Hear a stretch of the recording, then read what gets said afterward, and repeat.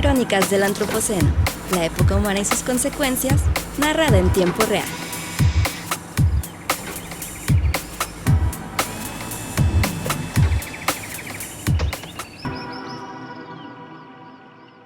Hola, ¿qué tal? Y bienvenidos a Crónicas del Antropoceno. Yo soy Víctor González Quintanilla y conmigo Abril Ambrís. Hola, ¿cómo están? Abril, ¿qué te parece si platicamos hoy de algo que ya habíamos identificado como uno de los temas del Antropoceno que tiene que ver con las dinámicas poblacionales? Un tema que le interesa mucho al Museo de Ciencias Ambientales que estamos construyendo aquí en la Universidad de Guadalajara. Lo construye en el municipio de Zapopan, Jalisco, pero es una de las dinámicas importantes que se tiene que analizar porque la urbanización de la civilización humana es un proceso constante. Cada vez más humanos vivimos en centros urbanos. Entonces, pues la población va creciendo, la población de las ciudades va creciendo, las ciudades van cambiando también mientras va creciendo esta población y nuevos fenómenos surgen, emergen de esta dinámica. Uno de los fenómenos es la gentrificación. Ahora lo vamos a definir un poco mejor con alguien que lo sabe explicar, pero más o menos de lo que se trata, o la explicación sería que son las céntricas de las ciudades, de muchas ciudades, por ejemplo de Guadalajara, la ciudad en donde estamos nosotros hoy, una ciudad de 5 millones de habitantes.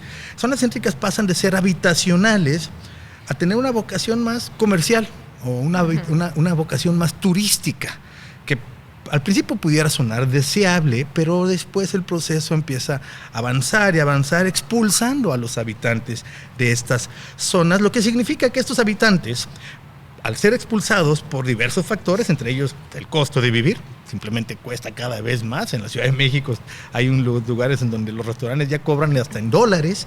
Esto hace que se vuelva exclusivo y que se vuelva una segregación en su propia ciudad. Este proceso es el de gentrificación, cambio de barrio popular a zona exclusiva para turistas, que además lo empuja más ahora el fenómeno de las rentas a corto plazo. Y bueno, los edificios altos que prometen redensificar, pero que también van elevando más, y con estas rentas a corto plazo terminan siendo edificios muy bonitos y muchas veces vacíos. Claro, ¿y a qué costo, no? Fíjate que me ponía a pensar que este tipo de temas, como la gentrificación, el derecho a la ciudad, yo creo que ahorita vamos a ahondar más en eso, pero son temas que llevan ya tiempo tratándose, discutiendo. Tenemos, por ejemplo, el caso de Henri Lefebvre, Jane Jacobs, David Harvey, que son teóricos, activistas, que pues ayudaron a pensar y a cuestionar como este modelo de ciudades que desde entonces estaba proyectando, como hablamos como desde los años 60, ¿no? Y pues sí, lamentablemente en la actualidad hemos visto que estos temas pues no han cambiado mucho o que siguen persistiendo en muchas ciudades y, como bien lo dices, incluyendo Guadalajara. Entonces yo estoy muy emocionada de que pues nuestro invitado pueda hablarnos más sobre ello. Sí, y bueno, el lema del museo que estamos construyendo tiene que ver, es un museo que trata de comprender este proceso de urbanización, un museo urbanocéntrico. Para poder pensar en la naturaleza hay que pensarla desde la ciudad. Es como tomar el toro por los cuernos. Cada vez vivimos más en ciudades y en las ciudades se decide también el destino de los paisajes que la rodean.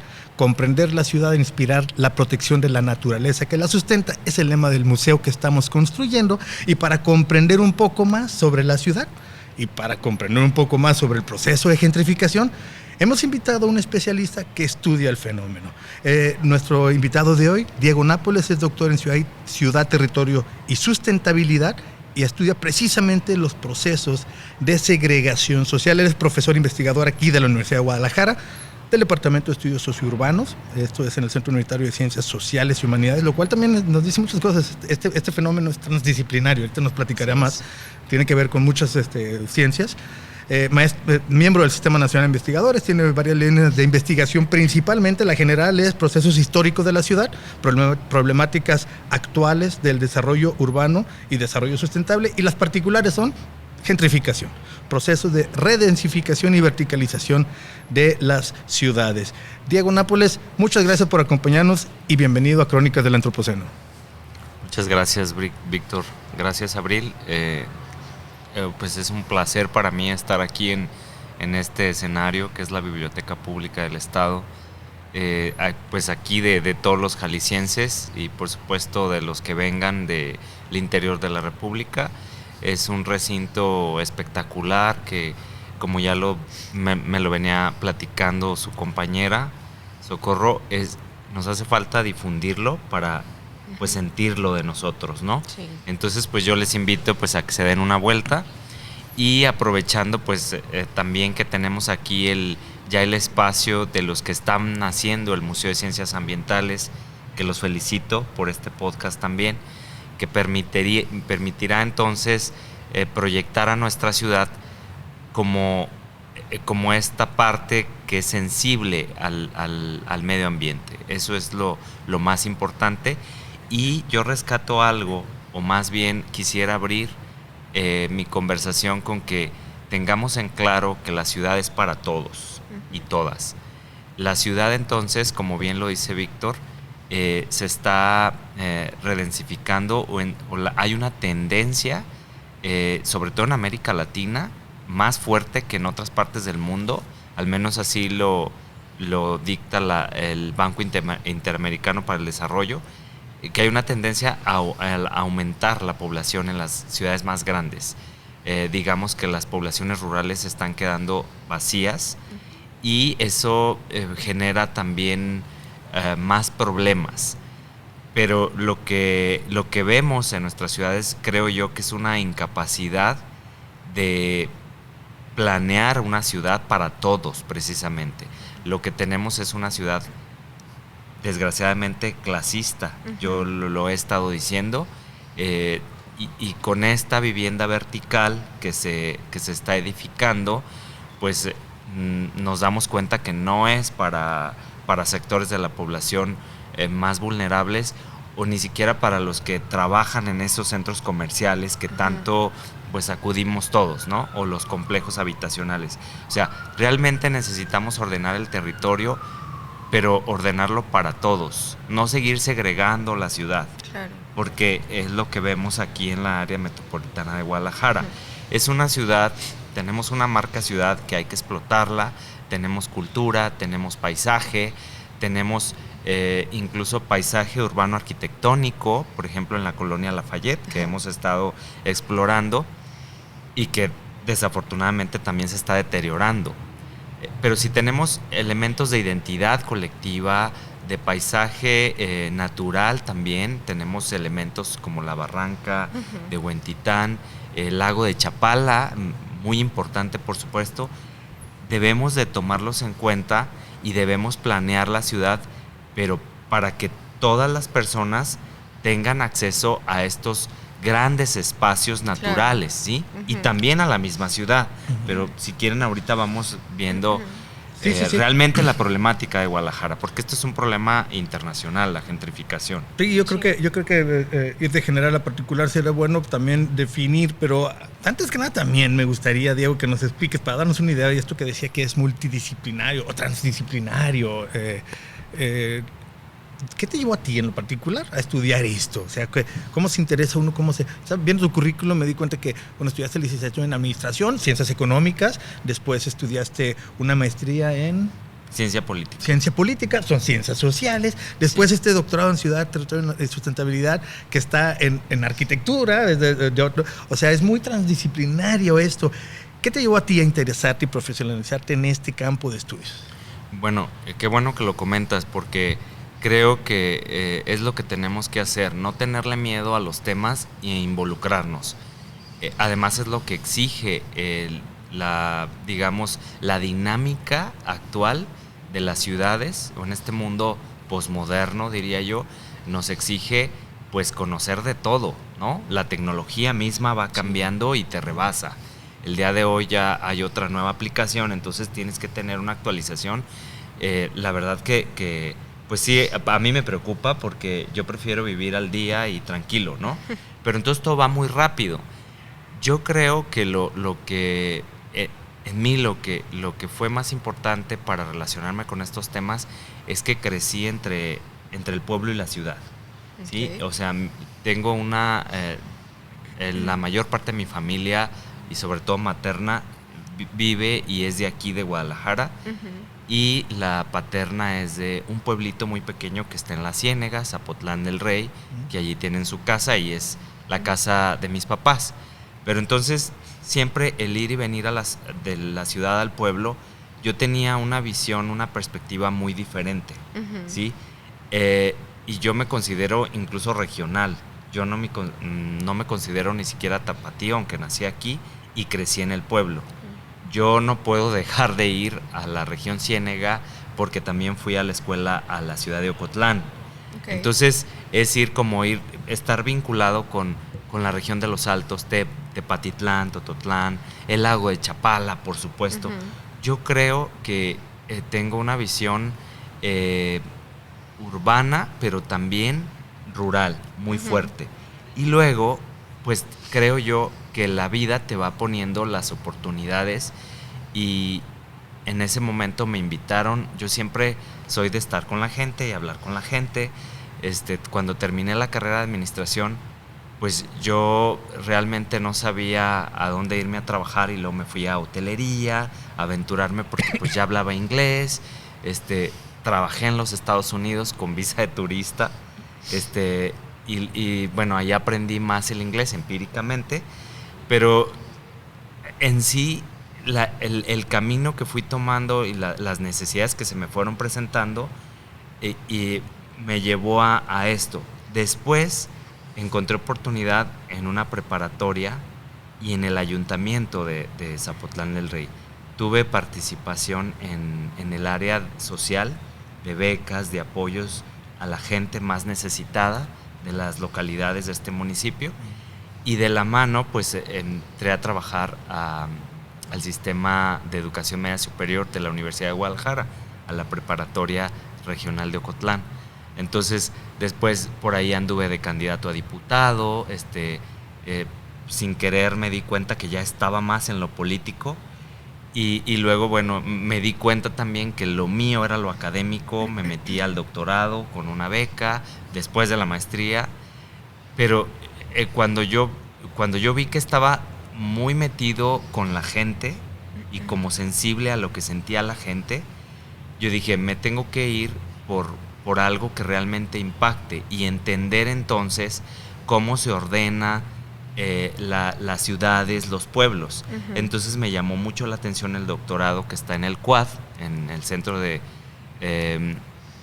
Arquitectura de la Universidad de Guadalajara, se me fue el nombre. El Centro Unitario de Arte, Arquitectura y Diseño. Perdón, estoy enrollado.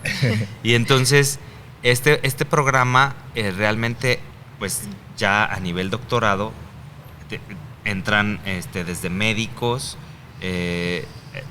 sociólogos, arquitectos, urbanistas, y sin querer me di cuenta que ya estaba involucrado en el urbanismo, pero con una fuerte tendencia medioambiental, porque mi tesis de maestría fue precisamente en una localidad del municipio de Zapotlán del Rey que está afectada por la contaminación al río Santiago. Claro.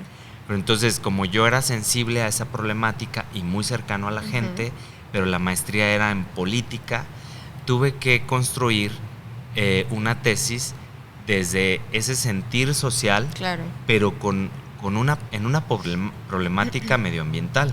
Entonces, básicamente fue la construcción social y política de un problema de contaminación ambiental. Lo triste es, y ya para cerrar este capítulo, es que me di cuenta que la gente, a pesar de vivir allí con el problema de contaminación tan lamentable que se vive en el río Santiago, uno de los más contaminados del mundo, entonces me di cuenta que la gente, o los resultados de la investigación, es que la gente pues no se siente parte ni se siente responsable del problema.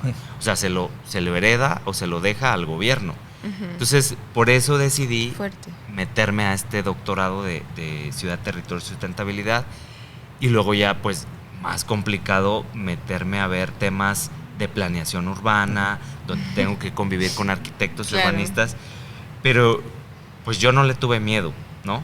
Y ahora, como desde hace 7 años que ya radico aquí en Guadalajara, realmente me estoy enfocando en la verticalización y en la gentrificación, porque creo que es lo que le está doliendo a Guadalajara y a todas las ciudades en el mundo. Sí, claro.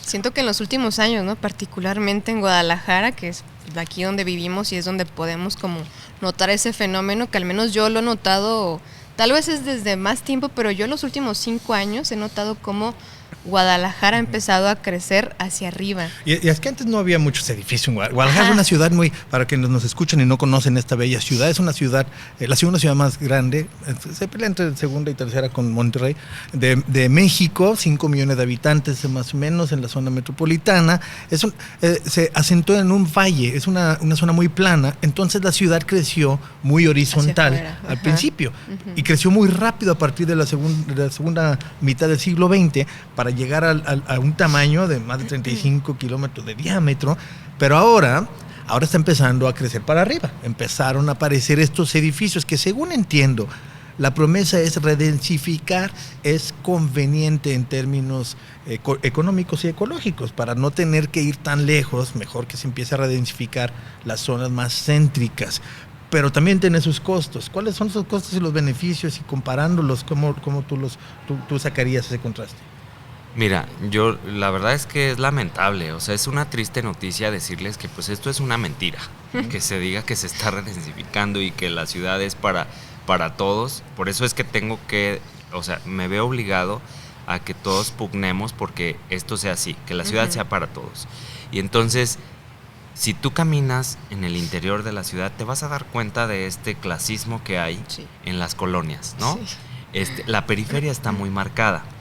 Entonces, esta vivienda vertical que se está ofertando no es para ninguna, no es con una política social, ¿no? No tiene impacto social. Sí, ni siquiera puedes pagar. No, claro, ni la vivienda, renta, ¿no? Nada. Ni la renta, o sea, ya ni te digo que te ayuden a adquirir una vivienda, ¿no? O sea, ni siquiera yo.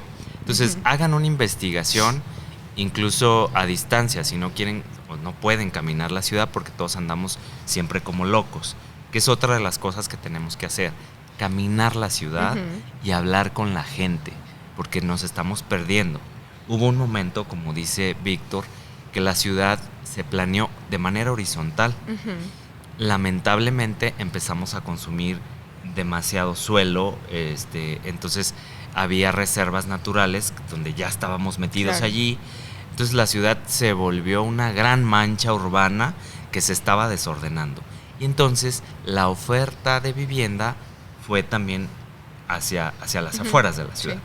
Barato, aparentemente, lo que se logró es expulsar a gran cantidad de poblaciones originarias de colonias y barrios tradicionales del centro de la ciudad, ¿sí? De barrios populares, colonias populares. Entonces, se les engañó. Pues se fueron a Tlajomulco, se fueron a las afueras de Zapopan, porque el área metropolitana está conformada por 9 municipios, son más, pero digamos que la mancha urbana está contenida en estos principalmente. Entonces, incluso en Zapotlanejo vemos vivienda. A la gente, pues, se le invitó, pero ¿qué pasó? La gente, pues, se fue y entonces se encontró en un panorama desconectado, desarticulado, sin empleo, sin transporte público, sin las vialidades necesarias para conectarse. Sin seguridad. Entonces, bueno, se generó una serie de problemas. Trayectos de 1 hora y media, 2 horas para llegar a trabajar. Horrible. Y ese capítulo, digamos que ya siempre lo he dicho, ya lo vivimos en estos últimos 10 años. Pero lo que estamos viendo entonces, y ustedes pónganle nombre y apellido si quieren, porque no quiero que esto sea como se preste a más político, ¿sí? Yo quiero que hagamos conciencia y siento que el problema es de todos, más que de un actor político, pero sí fuertemente también de los actores económicos que mueven el mundo, el capital, ¿sí? Sí. Entonces esta oferta luego, pues, como quien dice, ya se jodió a la ciudad, hacia las afueras, la gente regresó al interior. Abandonando zonas enteras, ¿no? Esas viviendas. Colonias que se abandonaron, peor la inseguridad, cayó el precio, el valor de esas casas que a lo mejor todavía deben, nunca se construyeron las vías de transporte que se prometieron.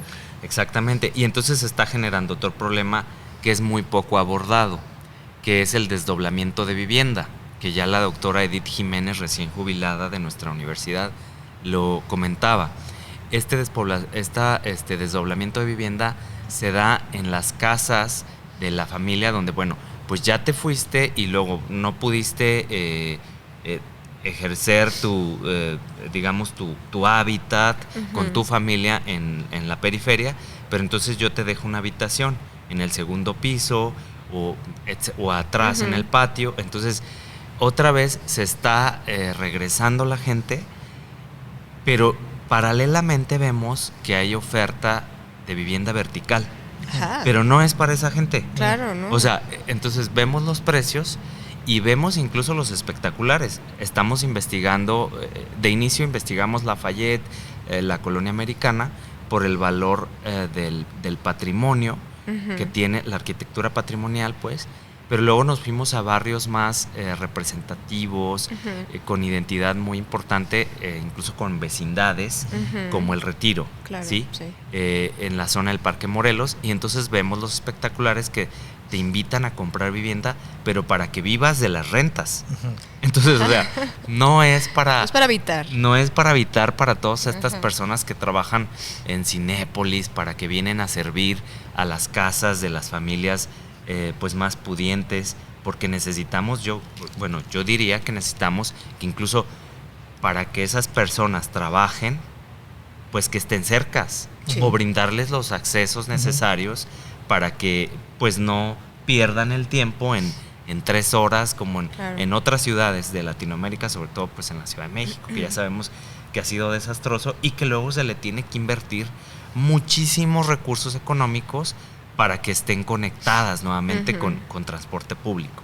Entonces, otro de los errores que estamos cometiendo es que pues el transporte público, digamos que hay esfuerzos, pero no son suficientes para que realmente nos conectemos. Y la política sigue siendo de segregación, Claro. O sea, de desplazamiento, porque la gentrificación es eso, es desplazar a la población originaria de barrios, colonias y centrales, y hay una sustitución, o sea, de esa población por otra que llega con mayor poder adquisitivo, ¿sí? Entonces empieza a ponerse bonito el barrio, la colonia, tenemos el paseo, el corredor Alcalde, claro, que se puso bonito, se le invirtió para que fuera caminable, tenemos un centro histórico precioso, ¿sí? Pero entonces, pues no es para nosotros, claro, ¿no? Es como pensado para los turistas, digamos, quienes vienen, por ejemplo, a Guadalajara o a otras ciudades, es súper bonito ver y venir y comer en lugares, pero pues justo como toda la gente que se desplaza, toda la identidad cultural del barrio, por ejemplo, ¿no? Claro, como todo lo que se es va esta perdiendo. marca ciudad, que sí tenemos una marca ciudad y que la estamos explotando, pero se está turistificando. O sea, entonces la gente que es de barrio o que era de barrio, o esta vida, esta identidad colectiva que se tenía, se está perdiendo, porque entonces la expulsamos a la gente. Y lo que se ha visto en otras ciudades, como yo en un diplomado que hice, decían que bueno, en Buenos Aires hubo una política hace algunos años donde ayudaban a los estudiantes con un bono para habitar el centro de Buenos Aires. Entonces es como, pues te ayudo a que no te vayas, a que sigas aquí. Y lo que vemos en nuestro centro es que está más deteriorado, pero luego que se deteriora, por ejemplo, esto lo veo en algunas calles o zonas aledañas al paseo, al andador Alcalde. Estaba deteriorándose, la gente se fue, pero ya que se fue, entonces sí ya le invierto y ya lo pongo bonito, ya que te fuiste. Sí. Pero luego ya entonces traigo gente con los Airbnbs, o sea, lo vuelvo atractivo. Y yo porque habito en el centro, afortunadamente, y es una de las cosas que yo valoro mucho, porque yo crecí, la casa de mis abuelos estaba en El Retiro, en Brillante, la calle Brillante, y ahora que me casé estoy en la zona del Santuario. Pero entonces sigo, afortunadamente hay vecindades, hay estas sociedades condominales, pero hay muchos Airbnb. Ese es otro problema que no se está regulando. Sí. Y no solo Guadalajara, ¿no? Digo, para darnos una idea un poquito del contexto ahora general en el mundo, porque bien que dices, eres tapatío, pero regional, pero tus estudios te han llevado a España, Finlandia, tuviste ahí algunos diplomados en Harvard, MIT, y todos hemos visto lo que está sucediendo, por ejemplo, en Nueva York, en Venecia. De hecho, tuve la oportunidad de ir a un congreso de museos de ciencia en Tokio. Muchos dicen, ver Tokio es asomarte al futuro. Y en este tema, yo me acuerdo muy bien, por un amigo que vi allá me explicó la dinámica.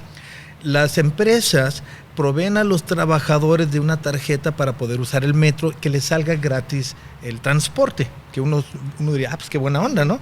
Pero es la única manera de que ese trabajador pueda ir a esa empresa a trabajar y pagar una renta en un lugar a 3 horas. Así que imagínate cuando para empezar la jornada de trabajo no es de 8 horas, puede ser de 10, pero aparte ida y vuelta. Entonces, todo esto vino cuando le pregunté a mi amigo, oye, ¿por qué veo tanta gente dormida en el metro?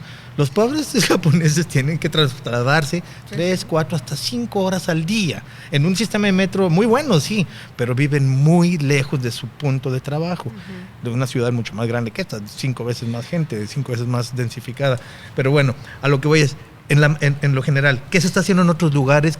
¿A qué punto han llegado otras ciudades? ¿Qué propuestas, qué respuestas, qué intervenciones han sido necesarias que tú te hayas enterado? Por ejemplo, con el caso de las rentas a corto plazo, del Airbnb, que al parecer ya están subiendo mucho los impuestos en Nueva York para llegar a un punto tal de desestimular que cada persona que tenga una propiedad prefiera rentarla por Airbnb. ¿Qué se está haciendo en el mundo? ¿Cuál es la mirada que tienes sobre eso? Bueno, a nivel internacional, efectivamente es un problema. La gentrificación lo nombra Ruth Glass ya en la década de los 60 del siglo pasado en la Gran Bretaña. Este fenómeno pues se dio principalmente por esa necesidad de habitar los centros y ha permanecido, digamos, pero ahora con mayor intensidad porque es donde se le ha invertido más a los equipamientos urbanos, ¿sí? Donde se tiene todos los servicios.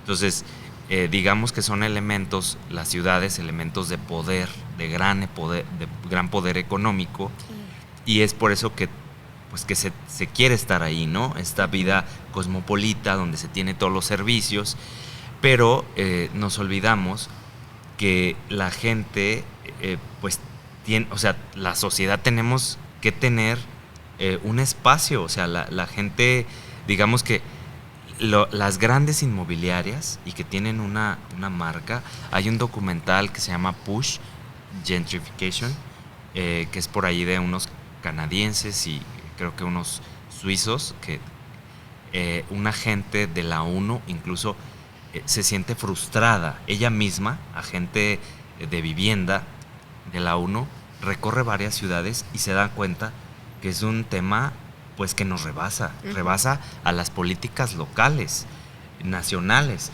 ¿Por qué? Porque entonces hay firmas muy poderosas y también entra que los cárteles inmobiliarios, el lavado de dinero, ¿sí? Entonces vemos grandes edificios imponentes pero vacíos, como lo decías. Y es en todas las ciudades, no nada más en Guadalajara. ¿Qué se está haciendo? Bueno, en unas 2 décadas pasadas, la política de atención social en el centro de Europa era mucho más fuerte, ¿sí? Digamos que el capitalismo, el neoliberalismo estaba entrando, pero todavía cobijaban a la gente con servicios de salud, con vivienda social, y también creo yo por las condiciones el nivel de extensión del territorio, que es menor. Acá en América, pues se tiene la idea, pues como hay vasto territorio, pues que como si no te lo acabaras, síguele extendiendo la mancha urbana y no pasa nada. O sea, hay esa idea todavía inserta en los que planean la ciudad. Entonces creo yo que lo que se está haciendo aquí en México apenas es, por ejemplo, el rescate de los espacios públicos. Hay en el gobierno actual, si ustedes se centran en ese tema, podrán ver que se le está invirtiendo seriamente al rescate de espacios públicos y en zonas muy marginadas. Eso le hace muy bien a la ciudad, ¿sí? Revitalizar los espacios públicos, invertirle al transporte, que aquí, bueno, vamos por una 4ª línea de metro, pero creo yo que lo que se sigue haciendo es, no se combate el clasismo que hay en la ciudad. Eso es muy triste, porque, por ejemplo, yo tengo alumnos que he traído a este edificio y que viven muy lejos, que no pueden venir, porque pues incluso pues vienen a clase, pero vienen con gran sacrificio, tomando 3 transportes, entre el metro, el macroperiférico, que bueno, ya los tenemos, pero entonces los seguimos teniendo desconectados, ¿sí? Tenemos una colaboración con el MIT, que ya está el laboratorio aquí de Ciencia de la Ciudad, en este contexto del Centro Cultural Universitario, pero ellos mismos les llama la atención cómo atrás de todo esto están unas colonias marginadas, como el Bosque del Centinela, ¿no? Lomas del Centinela. Entonces, ¿cómo conectarlos? ¿Cómo darles esa apertura a que sientan este recinto, este museo, parte de ellos? Así es. Cuando tenemos también otra del otro lado, otras colonias con mayor poder adquisitivo, o sea, están una enfrente del otro. Y esto se repite en todo Zapopan. Entonces, ¿qué falta? Hace falta que la ciudad sea más caminable, que sea para todos, que haya mayor conectividad, que haya más espacios públicos, y también que la rectoría de la política de vivienda la recupere el Estado, ¿sí? No el capital únicamente. Que haya una política, una oferta seria para los estudiantes, para los que menos tienen, y en el centro, no en la periferia, ¿sí? Que también los incluyan en el centro, porque luego también hay eventos muy bonitos, de las luces en el centro, pero pues ¿cómo vienes? ¿Cómo vienes? Y luego el transporte, pues la ruta, bueno, se cómo cierra te regresas? ¿no? ¿Cómo te regresas? ¿Sí? Yo mismo en una presentación de un libro invité a un alumno, geógrafo, que vive en Tlajomulco, y yo le dije, es que tienes que estar, yo quiero que estés porque has sido parte. No, profe, pues es que no tengo cómo. Le dije, mira, al final yo veo cómo le hago y te regreso. Fui a llevarlo. O sea, me di cuenta realmente, y luego regresamos a hacer investigación y de otros fenómenos de vivienda deshabitada y que, o sea, otros rollos que se están viviendo allá en la periferia y que la gente está padeciendo. Entonces, concentrémonos en caminar y en ver qué le duele a la ciudad, y exijamos, no solamente en momentos de apertura de campañas políticas. Hay que hacerlo constantemente. Con estos podcasts hay que difundir, ¿sí? Pero hay que pugnar porque la ciudad sea para todos, no que se turistifique y que sea para los extranjeros porque ven que es muy bonito el virote, la torta ahogada, el tejuino. O sea, claro que sí, pero no deja de ser de nosotros, ¿sí? Entonces hay que presumirlo, hay que venderlo, pero no nos alejemos del centro de nuestra ciudad. Muy bien, pues mencionaste el libro, sí, de casualidad que fuiste uno de los coordinadores de segregación socioespacial y medio ambiente. Así es. Escenario de la vulnerabilidad urbana. Lo mencionó porque es un libro que coordinó, fue uno de los coordinadores, Diego Nápoles, y que está disponible para que tú que nos escuchas, si tienes interés de entrarle un poquito más al tema, te lo vamos a dejar ahí en la descripción del capítulo, hay Muchas una liga gracias. para poderlo ver. También vamos a dejar un par de referencias de las que nos compartió amablemente Diego Nápoles, porque es un tema muy amplio, es un tema que está sucediendo en todo el mundo, es un tema que va a continuar, es un tema que nos está rebasando o nos ha rebasado, como dice aquí nuestro amigo y especialista Diego Nápoles. Así que yo creo que es un tema que sí vale tu tiempo para empaparte de él, y ahí hay mucho trabajo de los universitarios, de diversos investigadores, estudiantes, coordinados por el liderazgo de los coordinadores del libro. Así que ahí siendo un libro que está en línea y que se puede poner, ahí vamos a poner la liga, y algunas otras cosas las vas a encontrar en el capítulo. ¿Algo para cerrar, Abril? Pues nada, yo me quedo con caminemos la ciudad y exijamos Sí. espacios más dignos, definitivamente. Sí, hay que disfrutarla, hay que verla. Y voy a decir una cita de algo que leí tú y yo, Diego Nápoles: más que ponerla bonita, debemos atender su base, porque bonita Claro. ya está. Digo, hay que hacerla más funcional, hay que arreglar lo que no funciona, pero si vamos a invertir dinero público para mejorar la ciudad, que no sea solamente para que lo aprovechen quienes van a después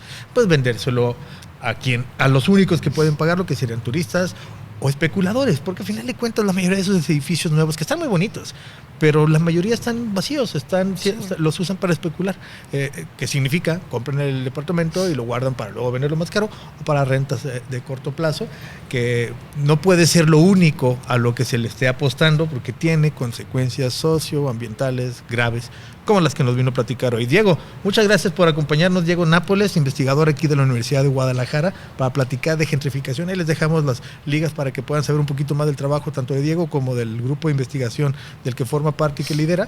Muchas gracias por estar aquí en el podcast. Gracias a ustedes, y pues recuerden, la ciudad tiene que ser rentable para todos.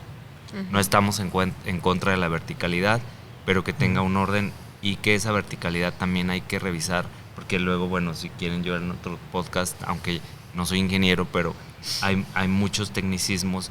O sea, no se está llevando a cabo la infraestructura que se está haciendo en la ciudad, pues es una escasa regulación, ¿sí? Entonces hay todo un tema detrás de todos estos edificios que no se está llevando a cabo y que es preocupante. ¿Sí? No, y me imagino que la regulación es insuficiente, la verificación de que cumplan ha de ser menos más, insuficiente. Sí, claro. Por ahí yo escuchaba que en el centro de la ciudad, bueno, queremos poner un edificio, bueno, en algunos lugares a lo mejor es conveniente, pero lo malo es que la infraestructura instalada estaba hecha, digamos, el drenaje de hace 70 años, claro. Entonces una vez que está el edificio, pues colapsa eso y ellos ya no lo van a pagar, lo va a pagar la municipalidad, que es dinero público. Bueno, hay muchos otros problemas. Comprender la ciudad es algo bastante complejo que haremos poco a poco, que traeremos a través de este podcast, a través de estos micrófonos, con especialistas de la universidad y de otras instituciones que nos ayuden, porque este es uno de los temas, y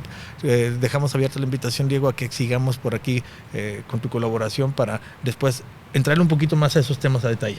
Gracias a todos. Bueno, muchas gracias a ti, muchas gracias a Abril, muchas gracias a todos los que apoyan al podcast. Y sobre todo, muchas gracias a ti que nos escuchas, que nos ves a través de las plataformas de podcast, a través de YouTube. Recuerda que puedes estar en contacto con nosotros a través de las redes sociales del Museo de Ciencias Ambientales, así tal cual como lo escuchaste, Museo de Ciencias Ambientales, en las redes sociales y en YouTube nos puedes encontrar. Y sobre todo te invito a que estés pendiente del trabajo que hacemos aquí, de la gente que invitamos para hacer estas crónicas del Antropoceno. Esto fue Crónicas del Antropoceno, una producción del Museo de Ciencias Ambientales de la Universidad de Guadalajara. Gracias por escuchar.